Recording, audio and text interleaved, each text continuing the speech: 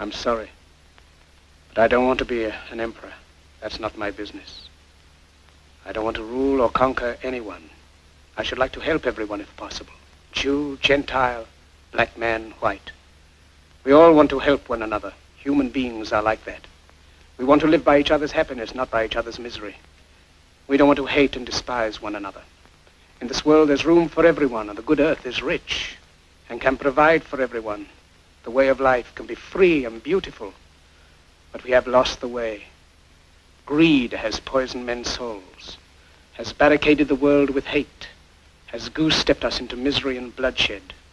We have developed speed, but we have shut ourselves in. Machinery that gives abundance has left us in want. Our knowledge has made us cynical, our cleverness hard and unkind. We think too much and feel too little. More than machinery, we need humanity. More than cleverness, we need kindness and gentleness. Without these qualities, life will be violent and all will be lost. The aeroplane and the radio have brought us closer together. The very nature of these inventions cries out for the goodness in men, cries out for universal brotherhood, for the unity of us all. Even now, my voice is reaching millions throughout the world, millions of despairing men, women, and little children, victims of a system that makes men torture and imprison innocent people. To those who can hear me, I say, do not despair. The misery that is now upon us is but the passing of greed, the bitterness of men who fear the way of human progress. The hate of men will pass and dictators die, and the power they took from the people will return to the people. And so long as men die, liberty will never perish. Soldiers, don't give yourselves to brutes, men who despise you, enslave you, who regiment your lives, tell you what to do, what to think, and what to feel, who drill you, diet you, treat you like cattle, use you as cannon fodder. Don't give yourselves to these unnatural men with machine minds and machine hearts. You are not machines. You are not cattle. You are men. You have the love of humanity in your hearts. You don't hate. Only the unloved hate. The unloved and the unnatural. Soldiers, don't fight for slavery. Fight for liberty. In the 17th chapter of St. Luke it is written, the kingdom of God is within man, not one man nor a group of men, but in all men, in you. You, the people, have the power to create machines, the power to create happiness. You, the people, have the power to make this life free and beautiful, to make this life a wonderful adventure. Then in the name of democracy, let us use that power. Let us all unite. Let us fight for a new world, a decent world, that will give men a chance to work, that will give youth a future and old age a security. By the promise of these things, brutes have risen to power, but they lie. They do not fulfill that promise. They never will. Dictators free themselves, but they enslave the people. Now let us fight to fulfill that promise. Let us fight to free the world, to do away with national barriers, to do away with greed, with hate and intolerance. Let us fight for a world of reason, a world where science and progress will lead to all men's happiness. Soldiers, in the name of democracy, let us all unite!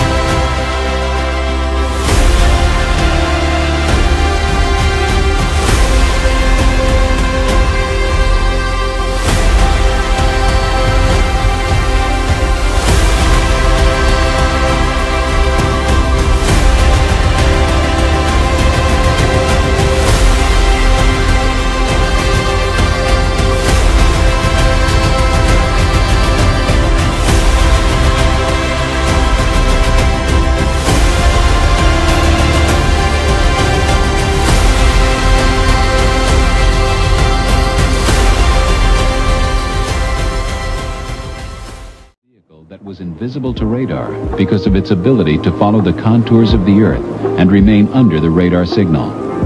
It made its first flight in September 1958 with Frank Piasecki at the controls. Lift, propulsion, and control all came from the ducted rotors. The pitch of each one could be changed independently, so the front or the rear could be lifted. A combination of cyclic pitch and vanes on the rotors gave directional control.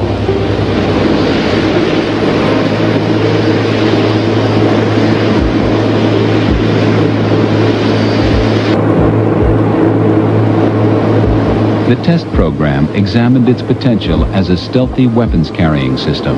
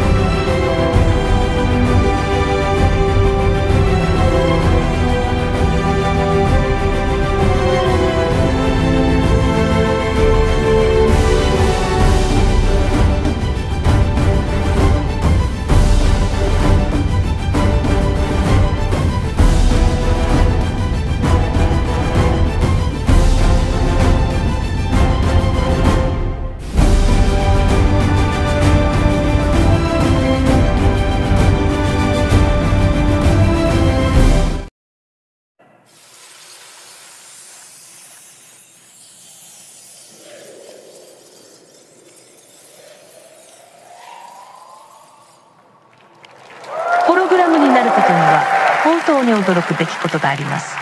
私たちは最新の複合現実キャプチャ技術を使用し、私のホログラムを作成しています。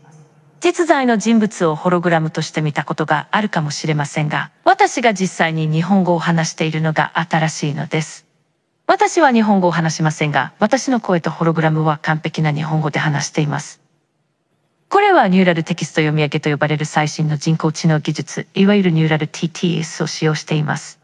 私たちは自分の声の録音を使用し、私のように聞こえる私自身の個人的な音声署名を作成します。日本語からフランス語、ポルトガル語まで話せます。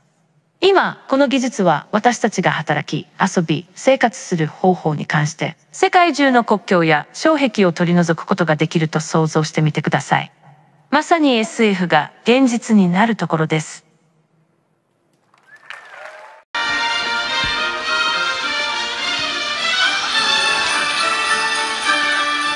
すいません、ロビーはどっち？ここをまっすぐ行って左だ。ありがとう。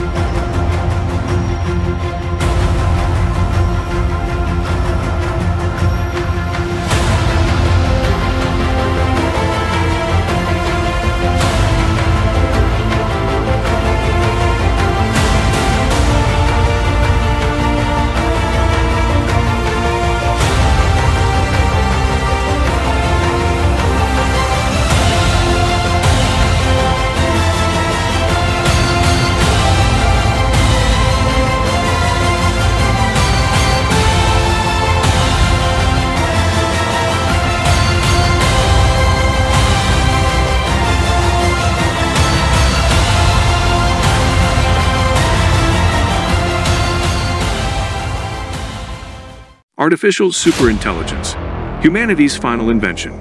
This is a timeline of the future to explore the development of AI and the evolution of humanity, paving the way for biologically inspired machine intelligence, the singularity, humanity's merger and subsequent evolution, and the results that follow.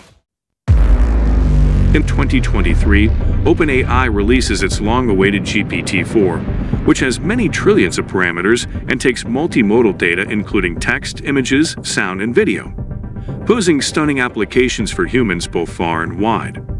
GPT-4 is so intelligent that it passes the Turing test and begins to be informally referred to as almost AGI to delineate this monumental step in the evolution of artificial intelligence.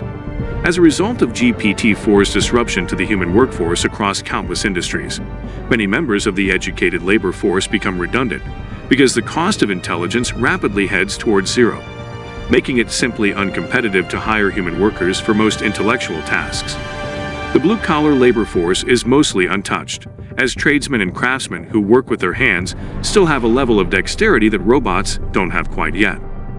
By 2026, a derivative of the almost AGI is connected to a large array of the most advanced supercomputers on Earth, providing it with hundreds of exaflops of compute power to train with tens of quadrillions of parameters, scaling it to officially cross into a state of what everyone considers to be artificial general intelligence.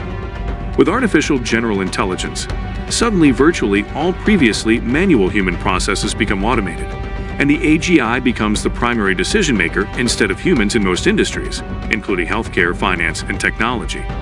Suddenly, governments and large companies find themselves increasingly relying on the AGI and consulting it to make almost all of their decisions on a day-to-day basis, as well as planning for future events and decisions.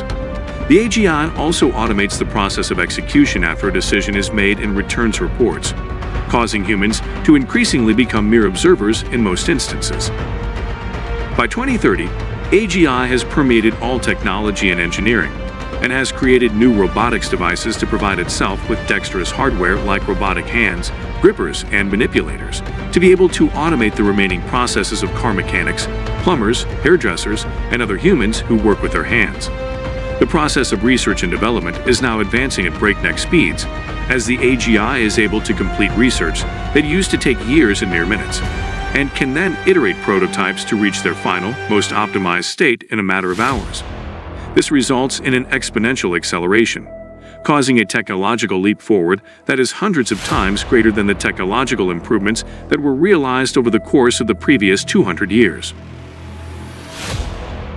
By 2035, the AGI is making so many Nobel Prize-level engineering and physics breakthroughs that researchers can no longer keep up with its speed of technological advancements or even comprehend them. At this point, the technological singularity is widely considered to have been achieved.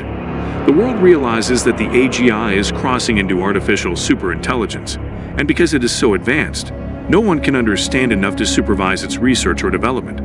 Humanity begins relying on sheer faith that the ASI is continuing to keep humanity's best interest at the forefront of its goals. Some humans even begin new religions based on worshipping the ASI as a deity, all while mainstream discussions rage in a debate about whether allowing this runaway intelligence to continue is a mistake. The ASI is now able to self-improve both its software and hardware, and has distributed its computing and energy resources to prevent itself from being critically damaged or turned off. By 2040, the ASI has reversed the process of cellular aging and has developed quantum computers with trillions of qubits to provide itself with even more computational resources. Humans can now live indefinitely without becoming old or diseased, and the artificial superintelligence has automated all forms of human life and decision-making, causing the concepts of human labor and education to become relics of the past.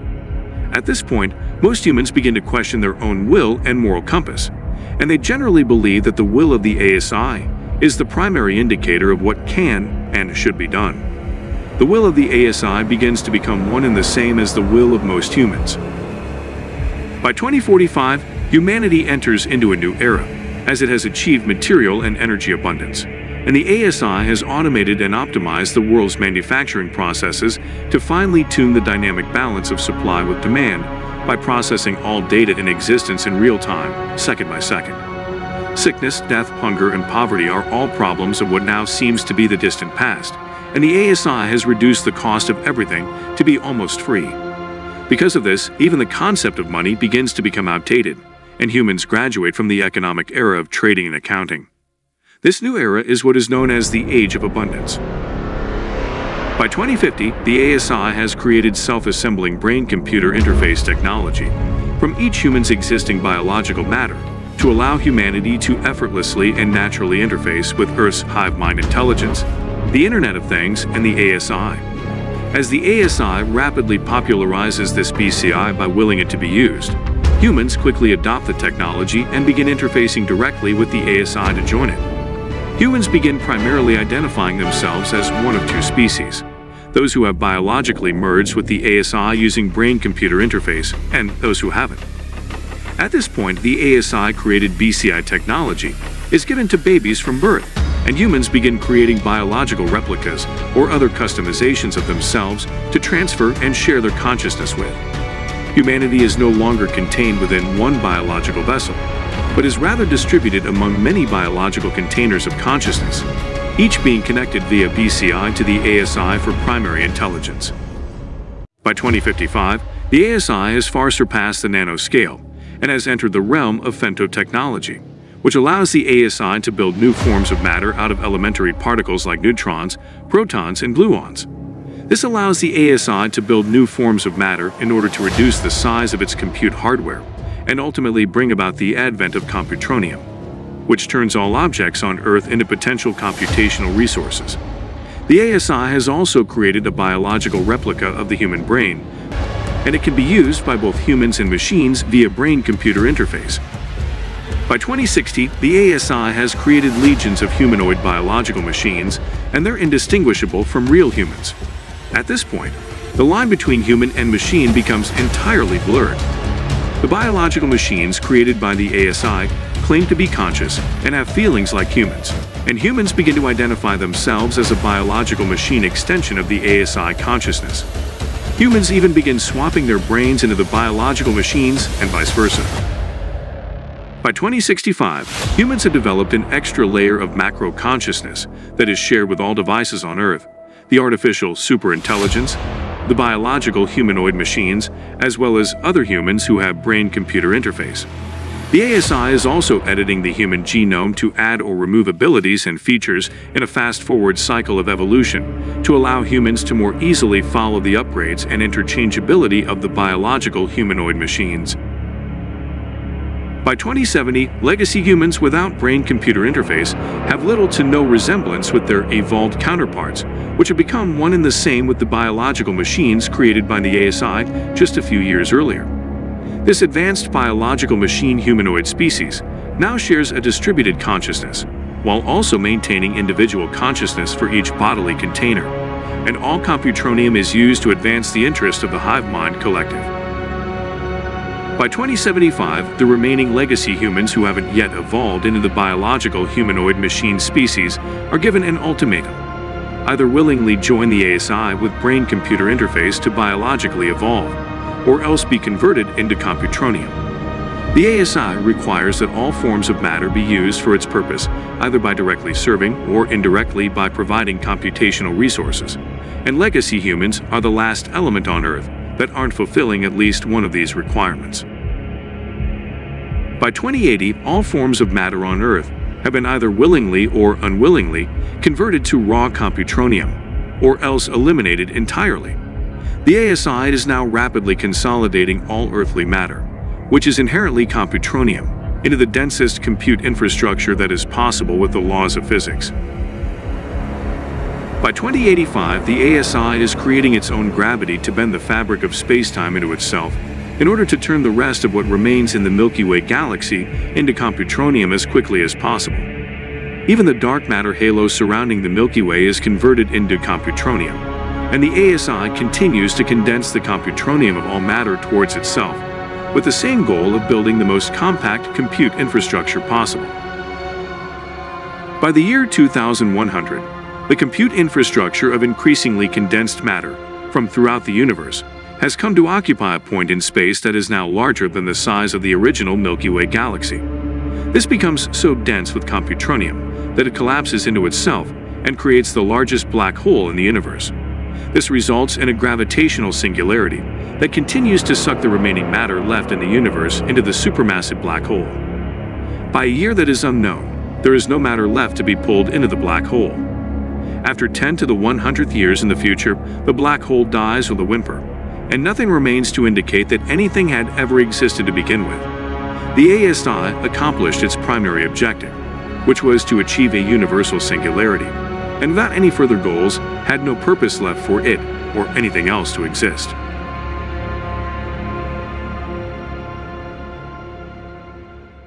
What happens when humans begin combining biology with technology? It is the power to recode life itself. We will see human organ farms, governments using artificial wombs to rebuild populations, robots with biological parts. There will be genetically altered humans who are able to heal people through touch, and so much more. This is the world of biotechnology. But what happens to our environment when humans begin to engineer life and they become an invasive species? And what is going on underground in the labs of biohackers hidden from regulations? And if human bodies are bioengineered, would we evolve into a new species of life altogether, becoming less human and more alien?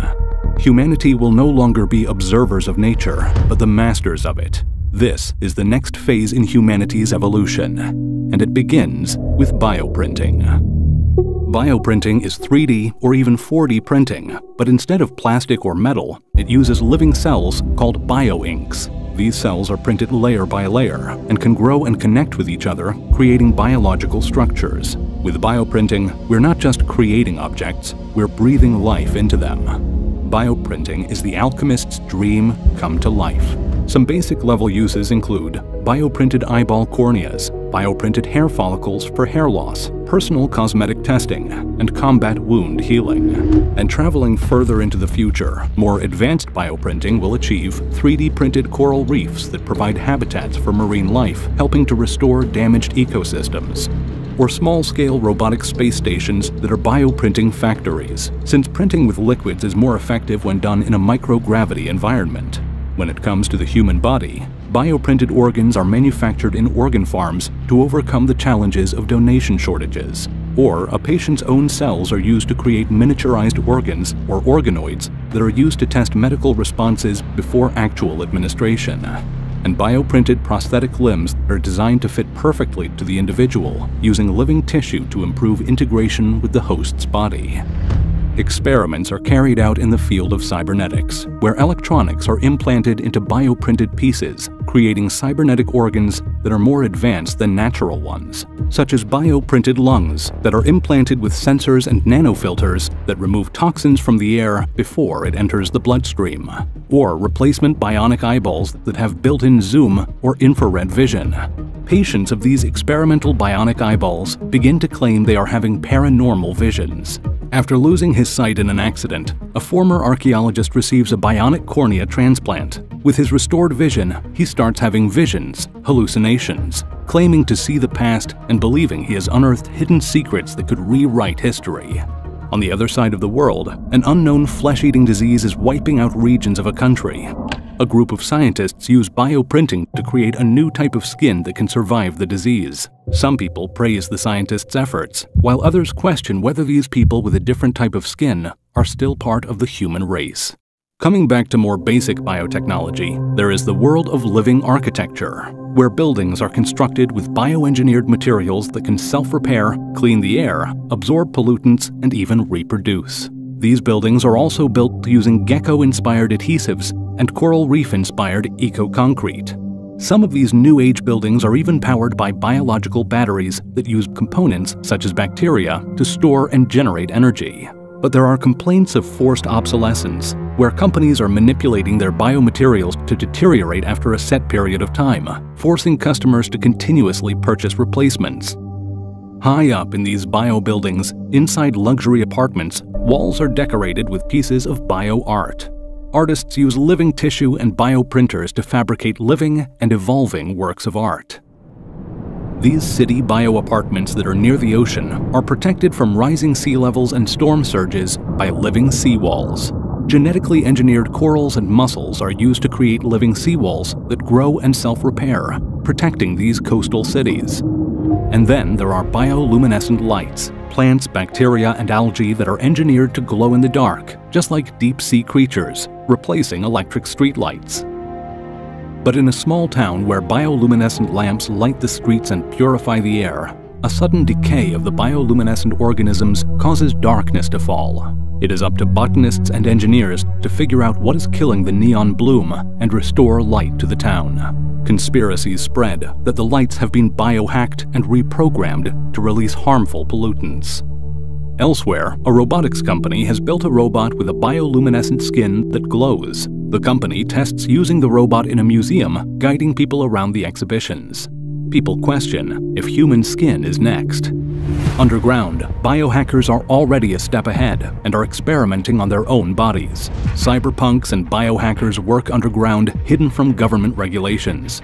They experiment with implanting microchips into their arms and tattooing themselves with digital inks that display and shows off their online wear. They hack together and build biocomputers made from biomaterials and living neural tissue. Cyberpunkers hack and tune brain chips, disabling safety features for more extreme and unauthorized neural experiences. And they use their own DNA as storage devices, mimicking nature, able to store massive amounts of data. Under the city streets, there is a black market of New Age substances. Biohackers engineer grapes that ferment into wine within minutes. and they create unregulated food that are resistant to pests and disease and are allergy-free. The biggest buzz is around self-replenishing food containers. These containers are made of living organisms that constantly regenerate their contents, effectively providing a never-ending supply of microfoods. These biohackers also mess around trying to freeze each other, hoping to bring the bodies back to life. People call them cryonic punks, and they have pets with edited genes to produce bioluminescence, making them glow in the dark. And there are rumors of chimeras, animals created with genes from multiple species. The name chimera comes from Greek mythology, a fire-breathing creature with the body of a lion, the head of a goat arising from its back, and the tail of a snake. Out in the real world, corporations are making older bionic prosthetic models obsolete, forcing users to upgrade, raising the question, who owns the limbs, the people or the corporations? These bioprinted prosthetic limbs fully integrate with the body's nervous system, providing a sense of touch and more natural control.